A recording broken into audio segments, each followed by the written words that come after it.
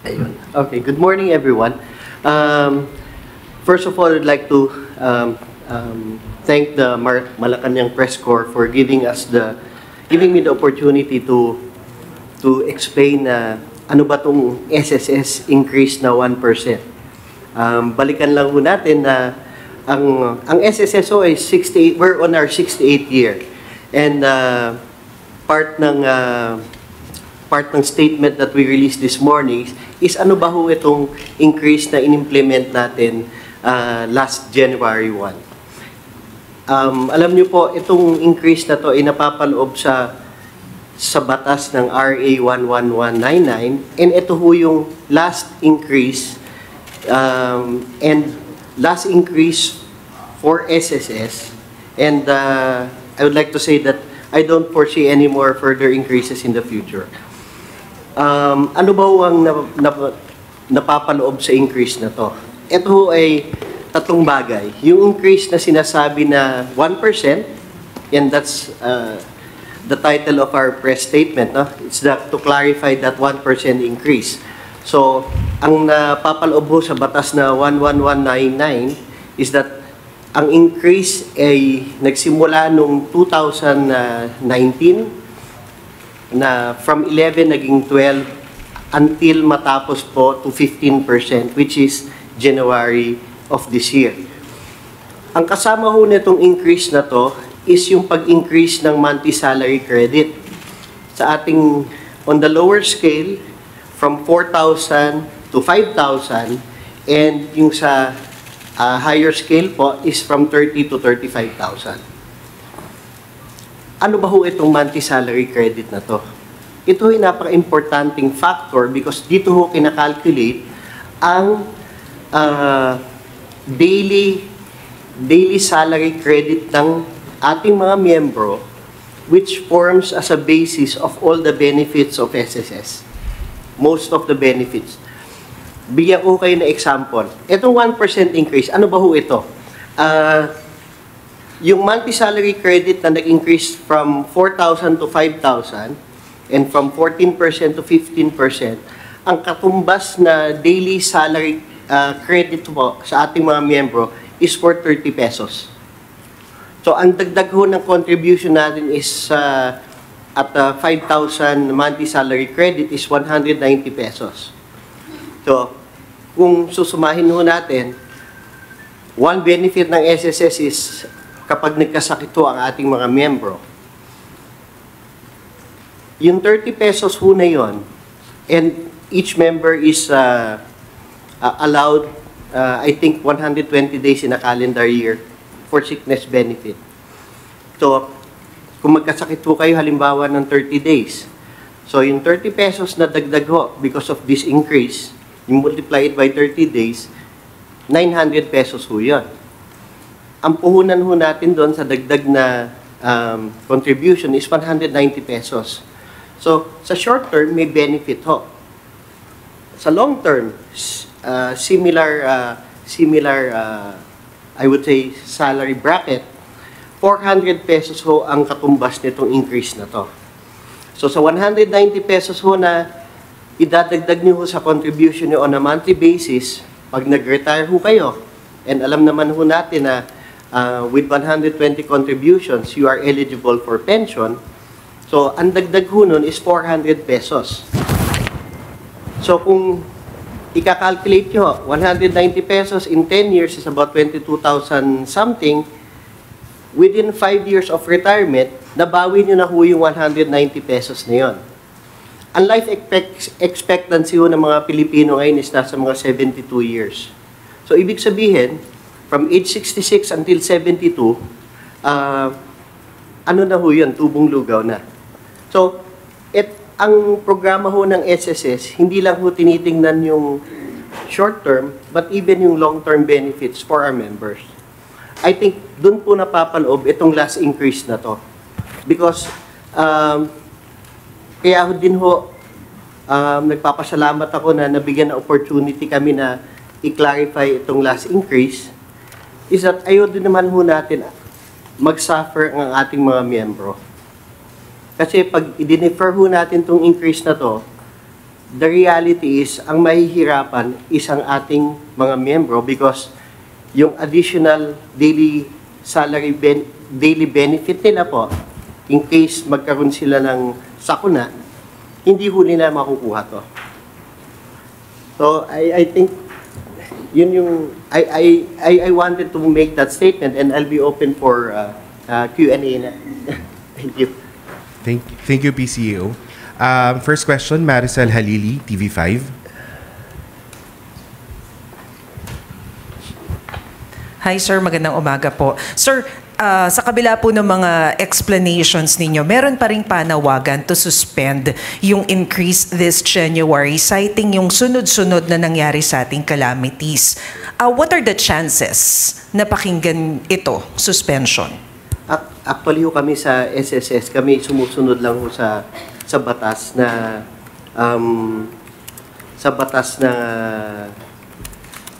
na napapaloob itong Social Security System, and the latest is 11199. I understand na there's a specific group na is requesting to suspend it. But I think the challenge there is meron ho kaming contribution subsidy program. Baka ho ang ating mga kapatid na mga mambabatas na nag-o-oppose, na nag-request na i-delay to, hindi ba po pwedeng i-subsidize nila para sa kanilang mga membro itong dagdag na 190 pesos na dagdag in contribution. Kasi mas marami ang maapektuhan kung isuspend ho natin itong increase na to.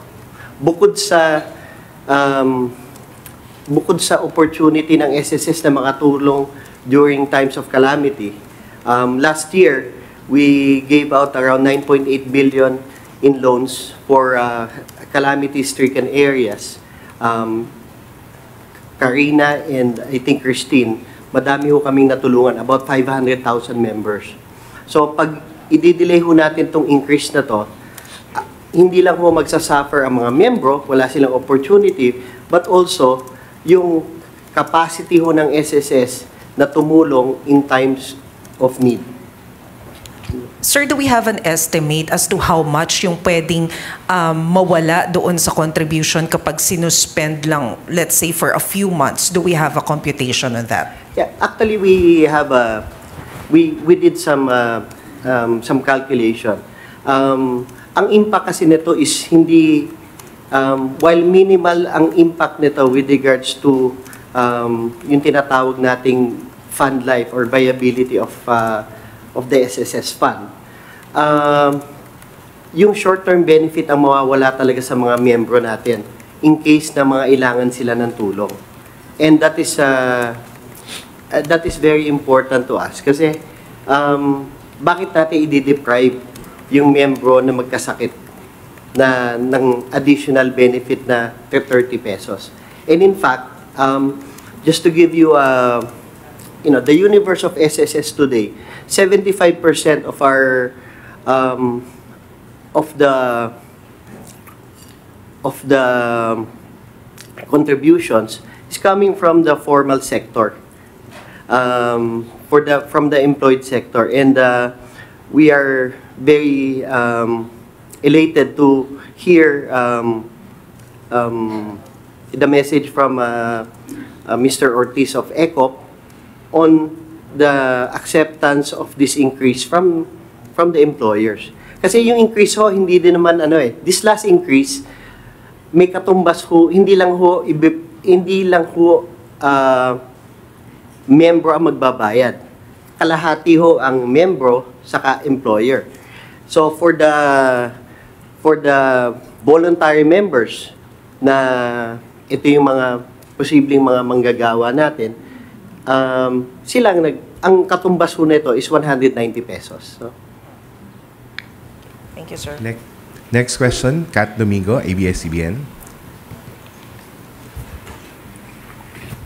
Hi, sir. Good morning. Sir, why are we implementing an increase when the COA has flagged the SSS collection, underscoring that in 2023, the SSS only collected less than 5% of its over 90 billion in collectibles? Yeah, I think you're referring to, and thank you for that question. I think you're referring to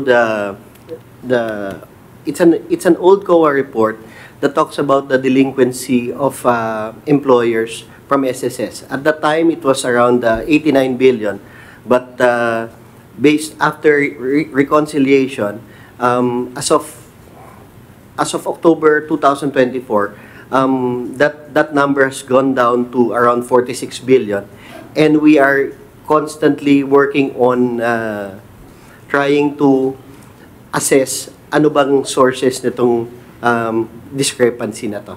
Sir, it's based on a June 2024 document, and it's not just the delinquency of SSS employees, but also members. Let me read a portion of the document, if you may.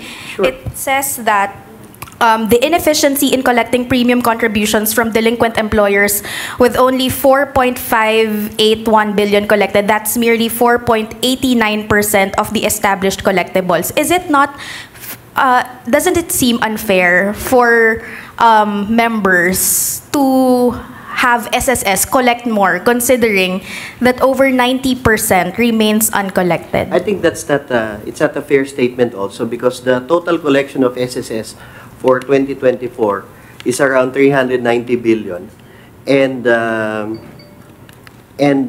you know what you're referring to is while it probably released in June, the basis of information was sometime in, I think, 2022. So I'm open to have a further discussion on the matter to clarify, but hindi ho nag-i-increase kami pero hindi kami nagko-kolekta ng mga contribution. Alam naman ho natin na ang SSS ay tinamaan nung pandemic. Madaming manggagawang hindi nakapag-contribute. Madaming mga businesses ang nagsara.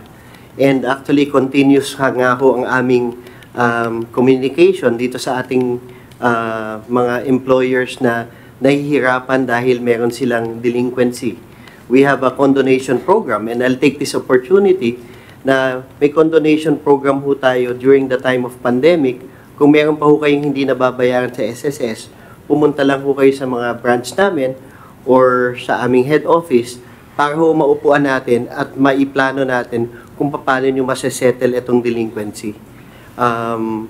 Tuloy-tuloy ho ang aming, hindi lang ho sa ating mga membro, but sa ating mga employers na aming partners. They are our main stakeholders. And as I mentioned, 75% of our collection comes from the employed sector. Sir, follow up. What is the current or updated delinquency rate of SSS? Delinquency in relation to loans? Collection, sir. Collection on premium contributions? Yes, sir. I have to get back to you on the exact number, but what I know is that we are growing at 30% year on year. We are fortunate enough that our population is still growing and we're still in a pyramid structure. That alam niyo naman we are a pension fund, so the people that contributes today, ang magbe-benefit niyan are the ones that contributed 20 years ago. Yung delinquency kasi it's by law that you have to pay HSS contribution if you're employed. And that's 75% of our membership base. What I know is for the employed sector, 97% of our formal sector is paying the right contribution rate. So we have about 3% that hinahabol ho namin. And part of our plans for 2025 is paano namin mapapaigtingin pa ang collection efforts dito sa mga employers na probably nahihirapan magbayad dahil meron silang arrears nung time ng pandemic. Thank you. Sam Medinilla, Business Mirror. Good morning, sir. I would just like to know how much is the net income and benefits payment of SSS in 2024, and how much is its reserve fund? Yeah. Actually, I'd like to answer that question in the context na magkaiba ho kami sa PhilHealth with regards to yung PhilHealth law and SSS law. Kasi I think you might be, please don't compare yung reserve fund ng PhilHealth, which is ibang batas sa SSS law. In terms of what we project is, I think we are expecting around, para mas clear, no? Ang pumapasok ko na pera sa SSS comes from three sources. Yung number one is yung contributions from our members and through the employers. Yung income namin coming from our investments. And the third one is other income namin from our assets and also from the loans that we issue to our members. Ang lumalabas naman ng pera sa SSS is yung benefits na payout namin. And sa ngayon ang pinakamalaking portion ng benefits na yun are coming from the pension and also the death and funeral benefits. So, yung plus minus, we're expecting around north of 100 billion this year that would be going to part of our I could not call it reserve. Yeah, I think we can call it as our reserve fund. So, tapos additional po, given the increase in member contributions, how will this affect the fund life of SSS? And when are you projecting this to last? Yeah, actually, thank you for the question. And I'd like to take this opportunity also to explain a little bit about itong fund life. Because there might be some notion na itong increase na to is purely related sa fund life. During the last administration, nagbigay ng increase ng 1,000 pesos the former president. And ang impact nito sa fund life ng SSS, biglang naging up to 2032 na lang at that stage. So, 14 years na lang ho ang buhay ng fund life ng SSS. I'm happy to report that as of the moment, we have already doubled the fund life. It's now 28 years up to 2053. But then, actuarial ho kasi ito eh. Ang ideal, kung tatanungin nyo, kasama ko dito ang aming chief actuary, si Senior Vice President Ed Cruz. 68 years ho sa actuarial science ang ideal for a pension fund. And the reason why meron tayong tinatawag na fund life is because defined ho ang benefit ng SSS. And that is something that we will be working on this year. About studies on how to convert from being purely a defined benefit to a variable benefit na. Ano hong impact nito? Sa ngayon there is no way for us to increase the pension of our 3.6 million members because naka-defined benefit to eh. And ang katumbas ho nitong fund life ng SSS would be the unfunded liability, which the way it's calculated sa actuarial science is 68 years. Kaya in the trillions ho ito. So, going back to your question, yung 100 billion ho na to na dagdag na income ng SSS is we would have to invest the money where it is allowed within our charter, and hopefully as we transition to finding ways and means to provide better benefits to our members, makakatulong ho itong perang ito. In the press statement that I released this morning, ang katumbas nitong last tranche of increase is around 51.3 billion. Yun ho yung kabuuhan, annualized. And 35% of this money goes directly to the account of the member. Kaya, kailangan ho, we understand, we are sensitive, we are we acknowledge yung mga request ho on the suspension ng SSS for the increase. Pero balikan ko ho, mas mahihirapan ho ang ating mga manggagawang Pilipino pag isususpend natin to o i-delay.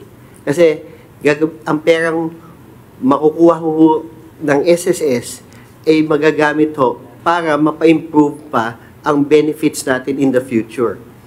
And in this increase nga, itong increase lang na to, sinasabi ko sa inyo na ang on the lower scale, which is from yung 4,000 to 5,000, na nag-increase from 14 to 15%, ang katumbas po nito na halaga is 30 pesos daily salary credits. So para sa mga tao, again, pag nagkasakit ka, yung 190 pesos na dagdag na contribution mo, mababawi mo yon kung magkasakit ka ng 6 na araw. And if you get sick, which you're allowed to claim from SSS 120 days, 3,600 ho yung katumbas nun. So, ayaw naman ho nating, ang mas mahihirapan ho ang gobyerno dahil pupunuan niya yung karagdagang perang yun sa mga taong magkakasakit in the future. So, Sir, last question na lang po. Na-mention rin po nila kanina na parang after po ng implementation ng RA, nung last tranche ng RA 1122 yata. 11199. Ay, 11, ayun. Hindi na po natin kailangan ng further premium hike. Until when po kaya yung maglalast na hindi natin kailangan mag-increase ng premium? You know, what I can assure the public is that the commission, the Social Security Commission and its management team is committed to working on that 15% as the last increase, because it doesn't also make sense when you have to pay more than 15% from your salary, considering that you have to pay your income tax, which is around 25 to 30, 30%, and liliit talaga yung take home. So actually, I take this opportunity sa ating mga mambabatas na gustong tumulong sa SSS. Kaysa ipasuspend natin itong increase na to, bakit hindi ho tayo umupo at pag-usapan kung paano nyo matutulungan ang ating manggagawa by entering into agreement with SSS on the contribution subsidy program, which is open to all. Private individuals, yung mga nakakaluwag ho sa buhay, we encourage you to also work with SSS na baka may mga specific segments of our society na matutulungan natin. Ano ba ito? Example, yung TODA. Kung kayo ho ay nakatira sa isang lugar na mayroong TODA doon and sila ho ay nahihirapang mag-contribute sa SSS, pwede ho tayong tumulong eh. Kasi yun yung aming programa na hindi masyadong na-disseminate sa ating mga mas nakakaluwag sa buhay, na pwede ho kayong tumulong for people that you wouldn't know na towards their social protection. Next question, Ivan Mayrina, GMA7. Sir, balikan ko lang yung finlag ng COA. What are we doing to address inefficiencies in our collections? Okay. So, before being president of SSS, I was the chairperson of the Collection and Contribution Committee. We have constantly, both on a policy level, we are reviewing yung policy natin ng policy ng SSS with regards to delinquency. And I guess most of you are aware that we have what we call a RACE program, run after contributor evaders, na itutuloy pa ho din namin to sa 2025. Madami ho kasi mga nagsarang kumpanya na may delinquency.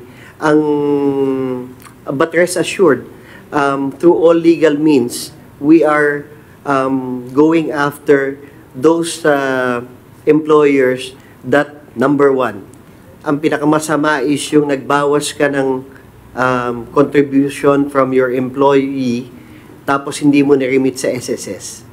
Kaya ho, may kaukulang kulong pag napatunayan na hindi ka na kinuha mo yung pera ng inyong manggagawa. So, the answer to the question is, we are constantly monitoring. Today, for the formal sector, I mentioned about 3% delinquency. But then again, we are addressing it from both policy and operation. So tuloy-tuloy ho ang raise program ng SSS. I ask, sir, because you said that with the 1% increase in contributions, more or less 51 billion ang mariraise natin dito.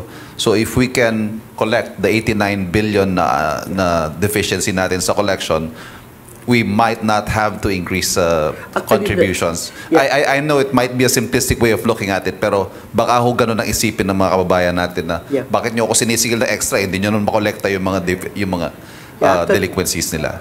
Yeah, I really appreciate the question. And actually the number, and as I mentioned earlier, that number is already around 46 billion. Very similar to, very close to 51. But then again, if as I've been trying to share with you, it's not about yung bakit natin pahihirapan and dadagdagan yung burden sa ating mga miyembro. Let's look at it from the other side. In case may mangyari sa miyembro natin at we prevent this increase, ang magsasuffer ho in the end is ang ating members na hindi sila makakuha ng karagdagang benepisyo sa SSS because hindi natin in-implement itong increase na to. Kasi ano ho, hindi lang yung 1% increase, you have to understand, yung monthly salary credit has also changed. Yeah. So, sir, last from my end, sorry. Yung 68 years ho na fund life natin, kailan natin yung target ma-achieve?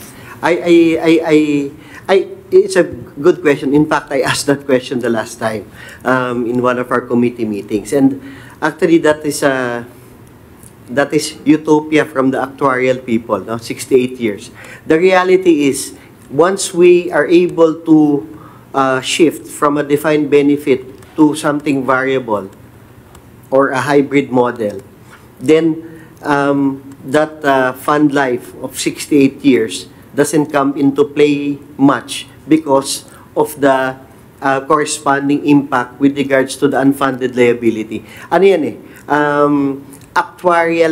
actuarial studies, pero I think yung 68 years is a dream na unless we get funding from subsidy from the government, which today I'm happy to report na we are self-sustaining, we won't be able, I don't think it's practical also to target 68 years. Eden Santos, Net25. Follow-up lang po ako dun sa naitanong ni Kuyang Ivan kanina about dun sa mga employer po na hindi nagre-remit. Ilang porsyento po itong mga ito at meron na po ba tayong na patawan ng punishment? As I shared earlier, we're looking at a number siguro a little less than 3% of yung delinquent employers. In terms of yung napatawan ho ng kaparusahan, I assure you there have been a number of employers we have a number of employers that have been convicted, but at the same time, there are a lot of pending cases in the court now with regards to yung collection. Kasi labag ho sa batas pag hindi kayo nagbayad ng SSS. Mm-hmm. So, ilan po yung 3% na iyon? Mga 100 employers? No, yung 3% ho, siguro we're looking at around a number of 3% of 30,000 siguro mga 900, diba? Close 900 employers. Yun pong mga yun ay existing pa yung mga negosyo or meron na pong nagsara after the pandemic? Actually, maganda hong katanungan kasi yun ho yung aming employers na nagbabayad, na may nakaregister na employees. The universe of employees in SSS is around north of 900,000. And madami ho dun yung mga maliliit na mga negosyo. I think, and napapaloob din po doon yung ating mga kasambahay na 260,000 ang na-registered na kasambahay employer. So, ang minention ko lang na 3% is dun sa purely employed sector. Kasi I'll take this opportunity na din. For 2025, we will improve yung aming registration and collection for the kasambahays natin. Kasi alam ko na itong segment na to is medyo mahirap mag-contribute, mahirap mag-remit, and yung reporting pag umalis na yung kasambahay is medyo mahirap din ho. And also yung gig economy. We are at the stage now that our population, we have a number of workers involved in gig, and that is one segment na pinag-aaralan ho namin kung ano ba yung tamang handling nitong segment na to, from a contribution to benefits and maybe further to insurance, no? Yun po ang tinitingnan namin. Last question lang ho on my end. Yung kanina nabanggit po ninyo, yung mga makikinabang dito sa increase po nito, 1%, hindi ho 15%, hindi ba? Yes po. 1% kasama doon sa 15% na kabuuan. 20 years ago po, yung mga makikinabang dito, parang kung titignan po natin, bakit napakalayo nung taon, ano po na makikinabang dito sa increase Hindi na naman ito? po 20 years. What I'm saying is that yung for the short-term benefit, for the short term, meron ho mga benepisyo talagang makukuha sa SSS with this increase. But at the same time, the way it's crafted is that may long-term effect din ho. So, ang benepisyo ho nito is merong immediate, meron din hong long-term. Yung sinasabi ko long-term, ito yung mga ating mga pensionat, magpe-pension in the future na may karagdagang 400 pesos sa kanilang pension po. Thank you, sir. Alvin Baltazar, Radyo Pilipinas. Ay, sir, magandang umaga po. Sir, since ito ay batas, talaga naman dapat nating ipatupad. Pero, meron ba tayong nakikitang win-win solution para kahit paano, o legal remedy, para kahit paano ma-delay yung pagpapatupad? Pinag-aaralan ho din namin ang ano bang options. But kami ho, please understand na we are a GOCC and we're tasked to implement the law that covers our institution. So kung meron hong kasi yung batas to, so ibig sabihin kailangan ho ma-amend ang batas para masuspend itong contribution na to. And kagaya ho nung I saw on TV the other day si Congressman Isidre, he mentioned na it is not something na you would suspend abruptly. Kailangan ho pinag-aaralan. And ang 68 years ho na ang SSS in existence. And over the years, ilan hong batas na din ang na-amend for the SSS law. In fact, in the inception ho ng SSS, ang covered ho lang ng SSS was the formal sector. It was only in 1980 that na-expand ho to cover yung voluntary members. So similarly, I think if Congress would study the existing SSS law, there's no reason for us not to implement the law if ever it will be amended. So, ibig sabihin, sir, habang pinag-aaralan natin, tuloy ang kaltas, magre-reflect na doon sa payslip ngayong darating na January 15 and January 31. Yes, actually, yeah, that's the reality, because if we don't implement naman the law, then kami naman ho yung would be breaking yung batas. Kami ho naman ang mananagot sa sambayanan. Salamat po, sir. Kat Domingo, ABS-CBN. Hi, sir. Sir, just for the spirit of transparency, may we know bakit po lang po nag-quadruple yung expenses sa personal services? Because I'm just thinking na maybe if we can reduce some expenses, maybe there's no need to hike regardless of the law. Maybe our lawmakers would have more reason to amend the law to suspend it. Anyway, sir, in 2022, SSS spent for nearly 500 million pesos for other personal benefits. That ballooned to 2 billion pesos in 2023. May we know bakit ganun po kalaki yung in-increase? Yeah, actually we can look at it in absolute terms, but the reality is the operating cost of SSS as an institution is only 25% on what is allowed in our charter. So while yung absolute figure might be significant in relation to running an institution, I think that number most likely is justified because it wasn't flagged by COA, and we are working closely with COA to ensure that ito lang ho in simplistic terms, the fund is growing by around 20 to 30% year on year since after the pandemic. In terms of yung aming headcount ng SSS, yung aming mga plantilla position together with the JOs, hindi ho ito nadadagdagan. In fact, ang kakulangan ho ng mga tao ng SSS is in the thousand. So, I'd like to take this opportunity to thank also the men and women of SSS kasi kahit hindi ho nadadagdagan ang aming mga tao, yung serbisyo naman is na-maintain and nadadagdagan ho, we're growing at around 20-30% year on year. So, the number, we have about 6,800 employees full-time, and we have about maybe 1,000 job orders today.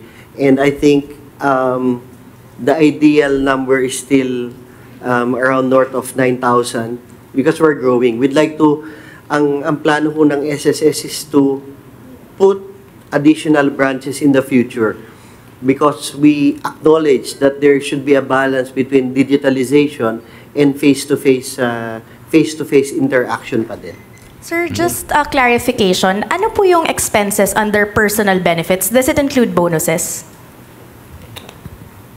I have to get back to you on the details, but but we are also covered by the GCG